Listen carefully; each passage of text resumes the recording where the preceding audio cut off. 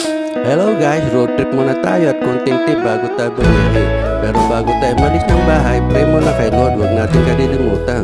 Tapos checkin natin ang ating sasakyan kung okay ba ang ating mga gulong, may tubig ba ang radiator, malakas ang preno at kung may gasolina.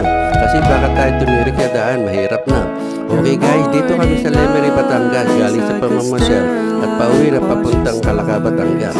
Ingat sa pagdadrive mga lods, lalo't kasama mga ating mga mahal sa buhay. Walang singit-singit o overtake at huwag din magka-counterflow. Pag alam mo may kasalubong, mahirap na. Marami ngayong kamote rider. Maingat ka nga, ang kasalubong mo naman na hindi nag-iingat. Kaya doble ingat tayo pag nagdadrive. Kaya guys, drive safely. Thanks for watching.